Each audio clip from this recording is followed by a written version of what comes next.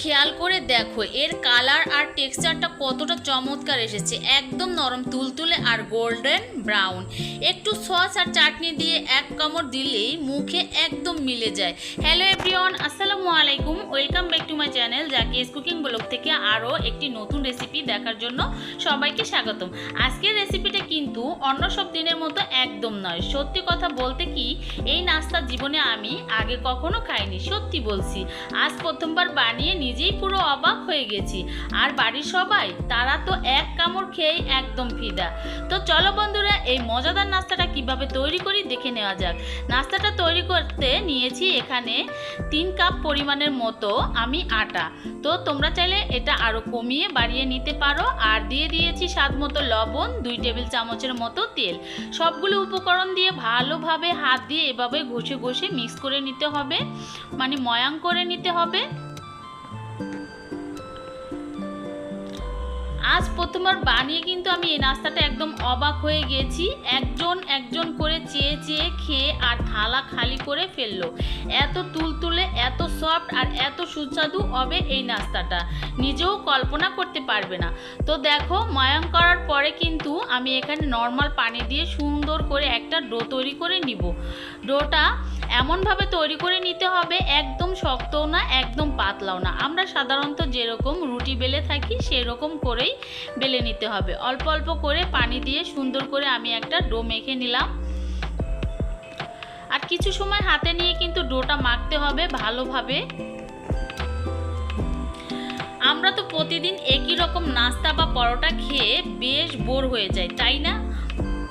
ভেবেছিলাম আজ একটু অন্য কিছু ট্রাই করা যাক, এমন একটা নাস্তা যা তৈরি করতে খুব বেশি উপকরণ দরকার হয় না। তো দেখো, আমার ডোটা তৈরি করার পরে কিন্তু 10 মিনিট আমি রেস্টে রেখে দিয়েছিলাম।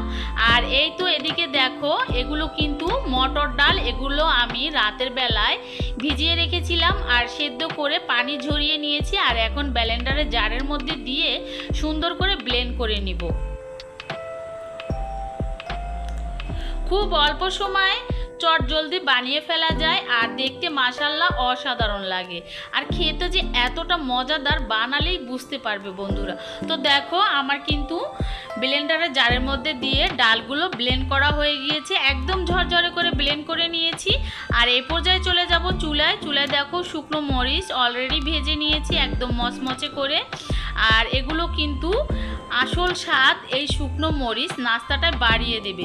তো দেখো, মরিচগুলো ভাজা হয়ে গিয়েছে। এই পর্যায়ে এখানে 2 টেবিল চামচের মতো তেল দিয়ে দিলাম। তেলটা দেওয়ার পরে তেলটা একটু সুন্দর করে গরম করে নিতে হবে। তো দেখো, এখানে নিয়েছি আধা চা চামচের মতো জিরাটা একটু তেলের মধ্যে ভেজে নিব, খুবই সুন্দর একটা ফ্লেভার বের হবে। হালকা করে ভেজে নিব। তো দেখো, নেড়ে চেড়ে মিডিয়াম আঁচ করে জিরাগুলো ভেজে নিলাম। আর বন্ধুরা, আমি যে মটর ডালগুলো ওগুলো তোমাদের ভিডিওতে দেখাতে পারি নাই, তোমরা ভিজিয়ে তারপরে সেদ্ধ করে নিবে। সেদ্ধ করার পরে পানিটা ঝরিয়ে ওরকম করে আমার মতো ব্লেন্ড করে নিবে। এখানে আধা চা চামচের মতো জিরা দেওয়ার পরে কিন্তু দিয়ে দিলাম আধা চা চামচের মতো আদা বাটা। আর কালারের জন্য আধা চা চামচের মতো হলুদের গুঁড়ো আর স্বাদ মতো দিয়ে দিলাম লবণ। তো সবগুলো উপকরণ তেলের মধ্যে সুন্দর করে একটু কষিয়ে নিব কোনো কিছু সময় ধরে। আর এই হলুদটা তোমরা স্কিপ করে যেতে পারো, আমি কালারের জন্য দিয়েছি, আর না দিলে অপশনাল, না দিলেও চলবে। তো দেখো, আমি কিন্তু যে ডালগুলো ব্লেন্ড করে নিয়েছিলাম সেগুলো মশলার মধ্যে দিয়ে দিলাম। এখানে বেশি মশলা ব্যবহার করি নাই, অল্প মশলায় কিন্তু খুবই মজার একটা নাস্তা। আর এই তো শুকনো মরিচগুলো, এটার যে একটা ফ্লেভার এই নাস্তায় কামড়ে পাওয়া যাবে, তাই আমি ভেজে দিয়েছি। তোমরা চাইলে কিন্তু এখানে শুকনো মরিচের গুঁড়োও অ্যাড করে দিতে পারো। তো আমি শুকনো মরিচটা এর জন্যই ভেজে দিয়েছি, যাতে খুব সুন্দর একটা ফ্লেভার বের হয়।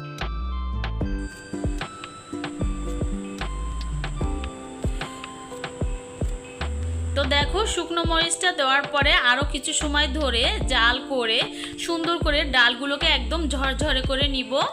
আমি প্রায় 4 থেকে 5 মিনিটের মতো ধরে জাল করে নিয়েছি, একদম পারফেক্ট ঝরঝর হয়ে গিয়েছে। দেখো, দেখেই বুঝতে পেরেছো আর কালারটা কতটা সুন্দর হয়েছে।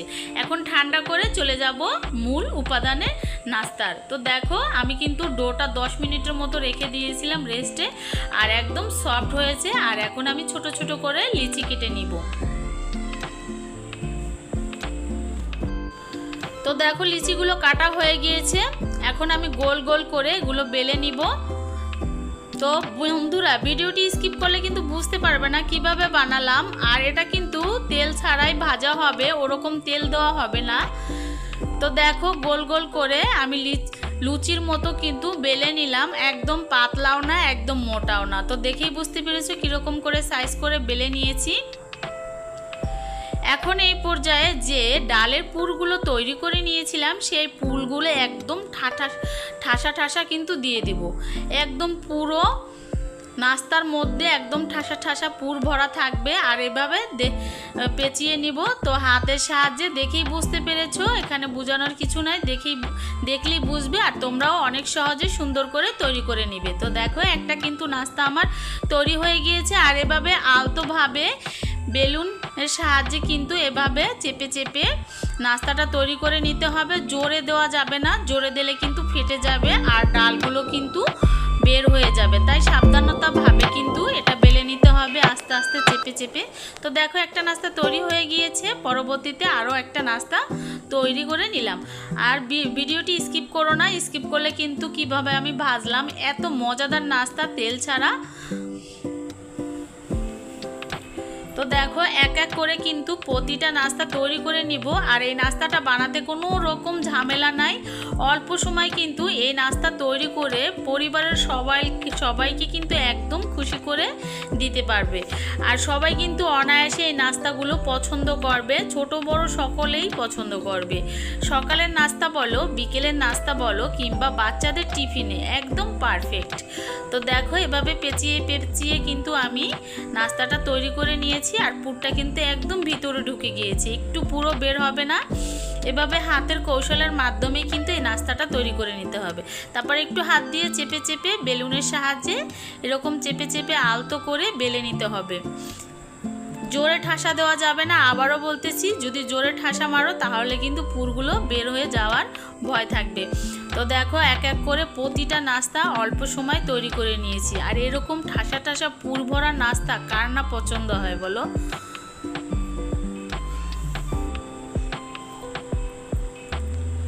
আর এই নাস্তাটা ভাজার পর এত সুন্দর কালার আর এতটা ফুলকো ফুলকো হয়েছিল বন্ধুরা, ভিডিওটি স্কিপ করো না, তাহলে কিন্তু বুঝতেই পারবে না কিভাবে এই নাস্তাটা ভেজে নিলাম এবং কার সাথে পরিবেশন করলাম।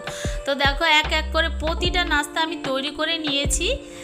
মাশাআল্লাহ কতটা লোভনীয় লাগতেছে দেখতে। তো আমরা তো সবসময় পরোটা তেলে ভাজা জিনিস খেয়ে থাকি, বেশি বেশি ডুবো তেলে। যারা হেলদি রেসিপি খুঁজো তারা কিন্তু এই রেসিপিটা তৈরি করে নিতে পারো। তো দেখো এখানে কিন্তু আমি বেশি তেলে ভাজবো না, একদম হালকা তেলে 1 চা চামচের মতো তেল দিয়ে ব্রাশ দিয়ে ভালোভাবে মেখে নিলাম। তারপর একটু গরম করে এক এক করে নাস্তাগুলো দিয়ে দিব। এখানে আমি 3টা নাস্তা একসাথে ভেজে নিব, যেহেতু আমার ফ্রাই প্যানটা একটু ছোট ছিল। তোমরা চাইলে বড় ফ্রাই প্যানে দিলে অনেকগুলো করে ভেজে নিতে পারবে। আর আমি নাস্তাগুলো কিন্তু একটু বড় বড়ই তৈরি করেছি, একটা খেলেই কিন্তু পেট ভরে যাবে। তোমরা চাইলে কিন্তু ছোট করেও তৈরি করে নিতে পারো। তো দেখো নাস্তাগুলো দেওয়ার পরে 1 মিনিটের মতো মিডিয়াম আঁচ করে কিন্তু আমি জাল করে নিব। আর তারপরে উল্টিয়ে এই পাশটা দিব। এই নাস্তাটা তিনবার করে উল্টিয়ে পাল্টিয়ে ভেজে নিবে, তাহলে কিন্তু পারফেক্ট একদম ফুলে যাবে। তো দেখেই বুঝতে পেরেছো নাস্তাগুলো কিন্তু ফুলে যাচ্ছে একদম। আর এরকম অল্প তেলে যে এত সুন্দর নাস্তা বানানো যায়, না বানালে বুঝতেই পারবে না। তো বন্ধুরা তোমরা কিন্তু অবশ্যই ট্রাই করবে, আর এত মজার নাস্তা খেলেই বুঝতে পারবে। তো দেখো আমার নাস্তাগুলো কিন্তু ভাজা হয়ে গিয়েছে, এখন আমি এগুলো তুলে নিব। একটা প্লেটের মধ্যে তুলে নিচ্ছি। তো দেখো নাস্তাগুলো এক এক করে তুলে নিলাম। আর পরবর্তী যে নাস্তাগুলো আছে সেম একইভাবে কিন্তু আমি ভেজে নিব। গরম গরম এই তুলতুলে নাস্তা টমেটো কেচাপ বা পছন্দের যে কোনো চাটনি দিয়ে পরিবেশন করলে কিন্তু এর স্বাদ দ্বিগুণ বেড়ে যাবে। বিকেলের চায়ের আড্ডা কিংবা বাচ্চাদের টিফিনের ঝটপট দেওয়ার জন্য এটি একদম পারফেক্ট। আজকের এই ধামাকা ও নতুন স্বাদের রেসিপিটা তোমাদের কেমন লাগলো অবশ্যই আমাকে কমেন্ট করে জানাবে। কিন্তু ভিডিওটি ভালো লাগলে একটি লাইক দিতে একদম ভুলবে না, আর বন্ধুদের সাথে শেয়ার করে দিবে।